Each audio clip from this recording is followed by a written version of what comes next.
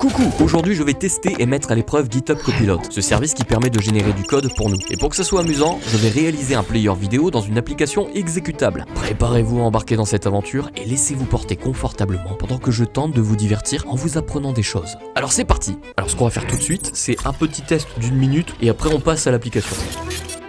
À vue d'œil, on a plusieurs options. D'abord, on peut discuter avec l'IA à travers une boîte de dialogue. Ensuite, on a accès à des commandes dont je ne connais pas encore l'utilité. Donc je vais essayer de créer un premier fichier, je vais faire new file. On va essayer un index.html, voilà. Et apparemment, eh bien il m'informe directement. Donc, admettons, je vais faire CTRL-I, je vais mettre créer un HTML5 pour 7 pages d'index. D'accord, ok, il me l'a fait et je peux l'accepter, l'annuler ou... C'est quoi ça?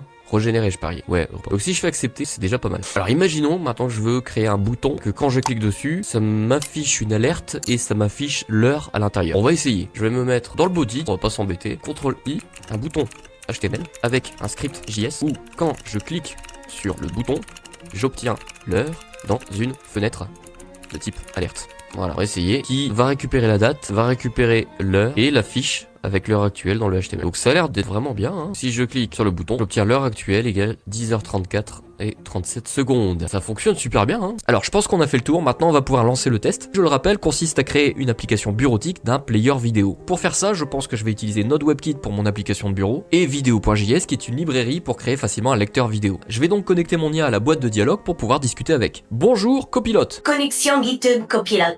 Ah oui quand même. Donc pour te tester, je voudrais réaliser un tout petit lecteur vidéo empaqueté dans une application de bureau. Comme je suis plutôt développeur web, je voudrais utiliser du JavaScript, du HTML et du CSS. On va voir ce qu'il va me répondre. Vous pouvez utiliser Electron. Electron est un framework qui vous permet de créer des applications de bureau avec des technologies web. Pouce, moi je serais partant pour Node.js, mais on va en rediscuter après. Si je regarde, donc là il me propose d'installer Electron et ensuite de créer un player vidéo à l'aide de la balise vidéo. Et il me donne quelques petites commandes pour faire fonctionner ma vidéo. Alors c'est intéressant, mais moi j'ai besoin des sous-titres et beaucoup d'autres fonctionnalités.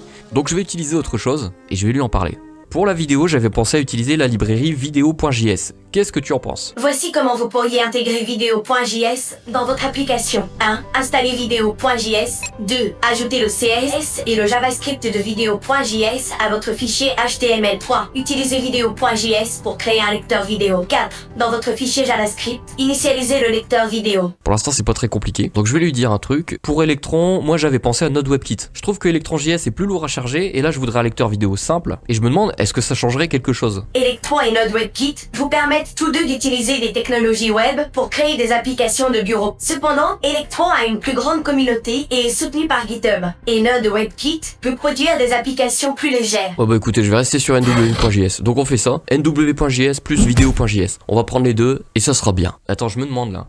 Est-ce que tu peux m'exécuter des commandes toi-même ou me les proposer? Je me demande comment ça marche. Je peux générer du code pour vos fichiers, mais je ne peux pas exécuter ces commandes moi-même. Par exemple, si vous voulez ajouter une bibliothèque à votre projet, je peux vous donner la commande npm pour l'installer. On va tester ça. npm, c'est un gestionnaire de package. C'est-à-dire qu'au lieu de télécharger manuellement vos librairies et les placer dans des dossiers, eh bien cet outil le fera à votre place en une seule ligne de commande. Mais npm, c'est bien plus que ça. Parce que en téléchargeant des librairies, vous allez alimenter un fichier texte qui s'appelle package.json. Ce fichier, c'est à la fois une carte d'identité et une feuille d'historique de votre projet. On peut garder une trace des librairies ainsi que des versions des librairies qu'on a téléchargées pour notre projet, et le jour où on a besoin de le télécharger avec un autre développeur, ce simple fichier suffit à télécharger toutes les librairies dépendantes de notre projet. Alors propose-moi la commande pour télécharger video.js avec npm. Vous pouvez utiliser la commande npm init. Cela va créer un fichier package et ça utilise vos dépendances et autres informations sur votre projet. Je vais lancer les commandes tout simplement. Donc je vais faire npm init. Voilà, donc il m'a créé mon fichier de package et qui est plutôt basique. Je vais lui ajouter la commande suivante, c'est-à-dire npm install save video.js. Cela va télécharger video.js et l'ajouter à la liste des dépendances. Voilà. Et justement, on va tester quelque chose. Imaginons que je suis un développeur débutant. À ce propos, quelle est la différence entre les dépendances de développement et les dépendances de production? Et où est-ce que tu penses que je dois placer video.js? Les dépendances de production sont les modules dont votre application a besoin pour fonctionner. Par exemple, si vous créez une application en utilisant React, React serait une dépendance de production, car votre application ne peut pas fonctionner sans lui. Les dépendances de développement, en revanche, sont utiles pour aider le développeur, mais qui ne sont pas nécessaires pour l'application une fois terminée. Exemple, les outils de vérification, de gestion de code comme Webpack, qui ne sont plus utiles une fois l'application terminée. Donc, est-ce que video.js est utile au logiciel? Ton verdict? Video.js est indispensable pour faire fonctionner votre lecteur vidéo. Donc, vous pouvez l'installer comme une dépendance de production avec la commande npm install. C'est très bien expliqué.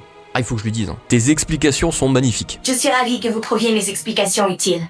Donc là, je vais utiliser la commande qu'il m'a donnée. Ah ouais, on me propose un truc pour copier. Insert into terminal. Ah, mais attendez, je pouvais l'insérer directement. Bon, c'est pas grave, parce que j'ai pas pris le terminal natif. Donc je vais prendre copie, je vais le coller ici. Comme j'ai mis save, ça va s'inscrire dans le fichier de package, mais en mode production. Voilà, je l'installe. Mon fichier se met à jour ici. Et dependencies, voilà, j'ai vidéo.js qui est mis à jour dans les dépendances.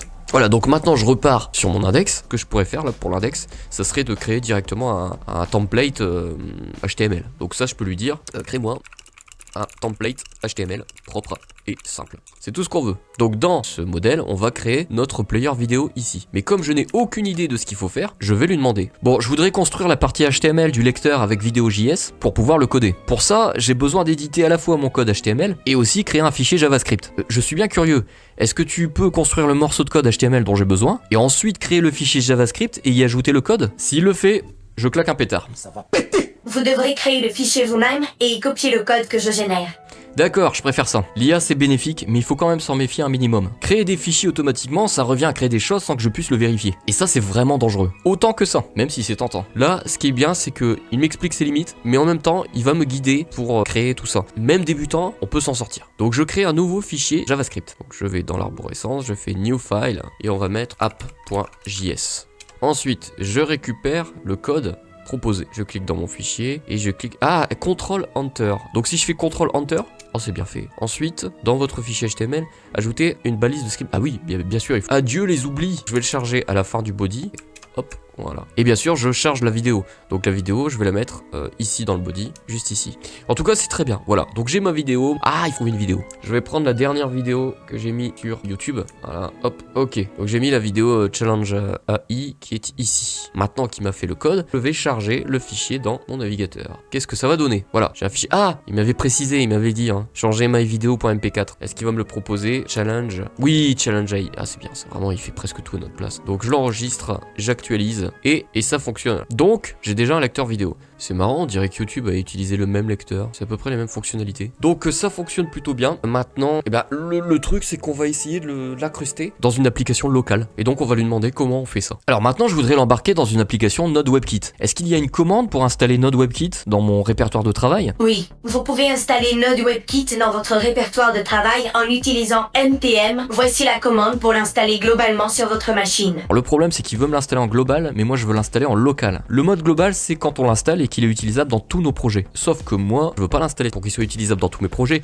je veux juste pour créer une application. Donc pour ça, je vais utiliser ça. Et si on essayait la console cette fois? Insert into terminal. On essaye? J'ai peur. Parce que là, si je l'utilise directement là, je sais ce que je fais, mais là où est-ce qu'il va me l'exécuter? Allez, je clique. pm install, save new, ok. On l'installe. Alors on va regarder, hop, package JSON, on applique la commande, et là on va voir la magie. La magie, la magie. La magie. Il s'est mis à jour, ici, NWJS. Il me l'a créé dans notre module. Là, NW. Voilà, il l'a créé ici. 133 mégas quand même, hein. C'est bien véloce. Donc, maintenant, là, ce qu'il me propose, c'est de créer un index.html pour le fichier d'entrée. Parce que l'application Node.js cherche un fichier d'entrée. Et c'est ce fichier d'entrée que quand on va démarrer l'application va nous l'afficher. Comme on n'a que index.html, eh bien, c'est ce fichier d'entrée qui sera ouvert comme une page d'index sur un site web. On va mettre index.html ici. .html. Voilà. Ensuite, vous pourrez démarrer votre application AWJS en utilisant la commande npm start dans votre terminal. Bah allons-y, hein. npm start. C'est parti, j'avoine. Est-ce qu'il va me lancer l'application? Non, parce qu'il me dit qu'il y a un missing script start qui ne fonctionne pas. Bah oui, évidemment, je ne l'ai pas mis. C'est ici. Ouais, c'est une sorte de raccourci qui va me créer. Et on recommence, donc je fais un CLS et je fais npm start et il me lance mon lecteur. C'est pas très beau, mais j'ai un lecteur local, mon application. Alors, on va pas s'embêter pour un premier test. On va juste lui mettre un fond noir et lui mettre une dimension particulière. C'est tout ce qu'on va faire. Bon, c'est un test de copilote, hein, c'est pas un vrai challenge. Alors, comment je vais faire? Première chose, je vais sélectionner ça. J'ai vu qu'on pouvait... Voilà, il y avait une petite ampoule tout à l'heure. Je vous l'ai pas dit, mais je l'ai remarqué discrètement. Si on clique dessus, on peut modifier le code en utilisant copilote. Ah mais, attendez. Ah, ça me fait peur. Ça me fait peur parce que s'il modifie mon code... Attendez, je vais le copier, voilà.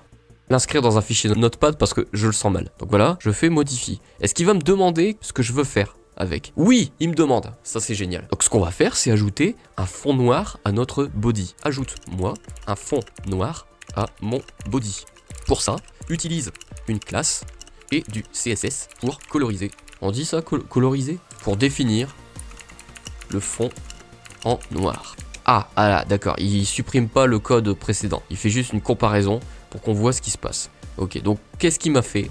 Il m'a créé un body classe black background et il m'a créé une classe CSS avec la couleur noire. Je trouve ça plutôt correct dans l'ensemble. J'aurais juste pas nommé cette classe aussi précisément parce que si on ajoute d'autres choses dans la classe, ça voudra plus rien dire. Un black background avec la taille de texte ou autre, ça voudra plus rien dire. Mais pour le reste, c'est vraiment pratique. La modification, c'est ok, on valide. Donc si je recharge mon application, ça c'est bien. Maintenant, je voudrais modifier la fenêtre et je voudrais la mettre à la taille du lecteur comme ça. Merci, ça fonctionne super bien. Maintenant, je voudrais définir la taille de la fenêtre en hauteur et en largeur avec Node WebKit. Vous pouvez ajouter une section Windows à votre fichier package.json. Dans cette section, vous pouvez définir la largeur et la hauteur de la fenêtre.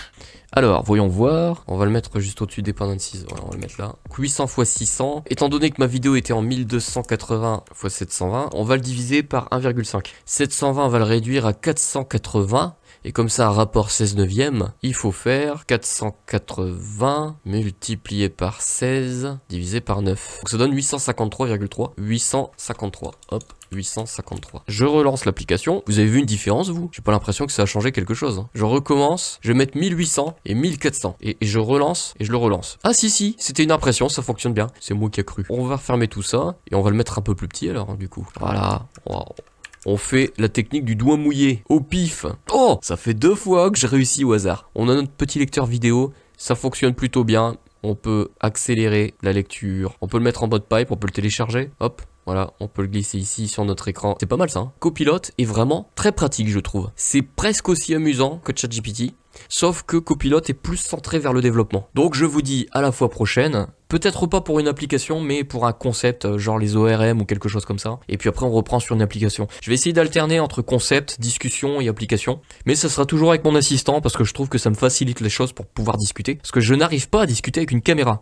Et là, c'est beaucoup plus intéressant. Même si ça me bouffe toute la RAM de mon ordinateur, mais je préfère ça. Chacun ses trucs. Allez, bye bye.